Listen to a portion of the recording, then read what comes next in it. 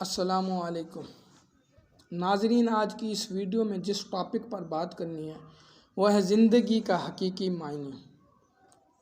ناظرین، جب ہم ہوش سنبھالتے ہیں یا میچور ہوتے ہیں تو ہمارے ذہن میں ایک سوال ابھرتا ہے کہ یار زندگی کیا چیز ہے، یا ہمیں کیوں پیدا کیا گیا، یا زندگی کا حقیقی معنی کیا ہے۔ اور اگر یہی سوال ہم کسی اور شخص سے کریں تو ہر شخص اپنے نقطہ نظر سے جواب دے گا۔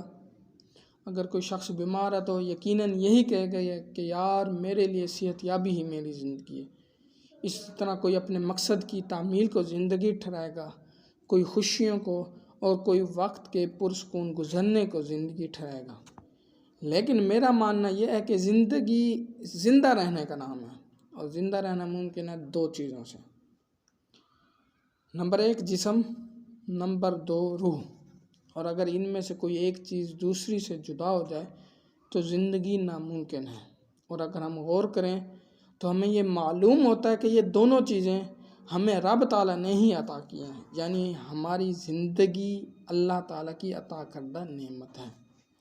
اور اگر ہم سوچیں کہ ہمیں پیدا کیوں کیا گیا تو اس کا جواب قرآن پاک سے کچھ اس طرح سے ملے گا کہ اللہ تعالیٰ نے جب انسان کی تخلیق کی اور پھر فرشتوں کو جمع کیا اور انہیں کہا کہ اس تخلیق کو میں اپنی زمین پر نائب ٹھہرانے والا ہوں۔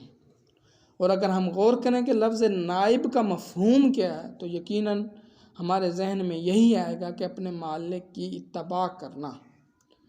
اور اسی طرح انسان کی زندگی اللہ تعالیٰ کی اطاعت کا نام ہے، اور یقیناً یہ اطاعت رسول اکرم صلی اللہ علیہ وآلہ وسلم کی اطاعت سے ہی حاصل ہوگی۔ اور یہی ہماری زندگی کا مقصد ہے، اور یہی ہماری زندگی ہے، جس کے لیے کسی شاعر نے کہا کہ میری زندگی کا مقصد تیرے دین کی سرفرازی، میں اسی لیے مسلمان، میں اسی لیے نمازی۔